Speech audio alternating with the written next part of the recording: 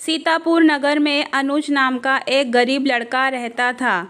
घर की हालत ठीक ना होने के कारण उसकी पढ़ाई पूरी नहीं हो पाई। अनुज पहले किसी छोटे से ढाबे में काम करता था, लेकिन ढाबा घाटे में होने के कारण मालिक ने उसे नौकरी से निकाल दिया।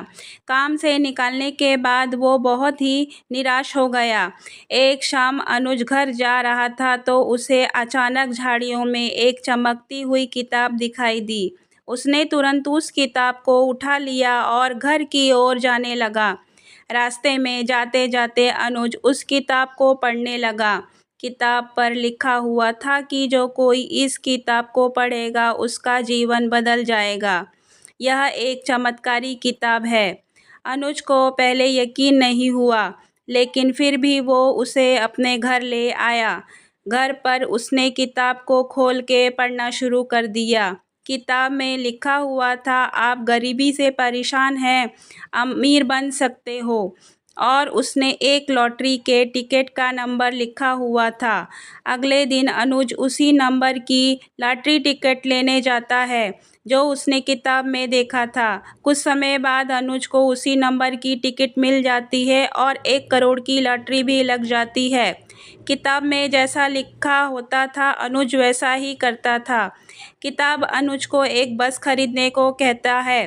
अनुज वैसा ही करता है। धीरे धीरे जादुई किताब की मदद से 1 साल में अनुज की 5 बसें हो जाती हैं। अनुज अब 1 करोड़पति आदमी बन चुका था। समय ऐसे ही बीतता चला गया। अनुज की कमाई बहुत ज़्यादा हो चुकी थी। वो पैसों के नशे में कुछ ज़्यादा ही उड़ने लगा था। एक दिन अनुज किताब की एक ज़रूरी नियम को तोड़ देता है। किताब की शर्त थी कि उसे रोज़ एक बार खोल के पढ़ा जाए। अनुज पैसों के नशे में एक दिन किताब खोलना भूल गया। फिर जब अगले दिन अनुज किताब खोलता है तो किताब की शर्त ना मानने की वजह से किताब उसे दंड के रूप में उसकी आधी संपत्ति दान करने को कहती है। वो भी 2 दिन के अंदर अनुज के अंदर बहुत ही ज़्यादा लालच भर गया था। वो किताब की बातों को नज़रअंदाज करने लगा। उसकी बात ना मानने पर किताब अनुज को आखिरी चेतावनी देती है और लिखती है कि अगर उसने आधी संपत्ति दान नहीं किया तो उसकी सारी संपत्ति बहुत ही जल्द खत्म हो जाएगी। किताब की बात सुनकर अनुज को बहुत गुस्सा आने लगा। उसने किताब को जंगल की झाड़ियों में फेंक दिया और सोचता है कि अगर वो ठीक से काम करेगा तो ऐसा कुछ भी नहीं होगा। अगर यह किताब मेरे पास नहीं रहेगी तो मुझे इसका कोई भी दंड नहीं देना पड़ेगा। इसलिए मैं इस किताब को यहीं पर फेंक देता हूँ और वापस अपने काम को ठीक से करूँगा।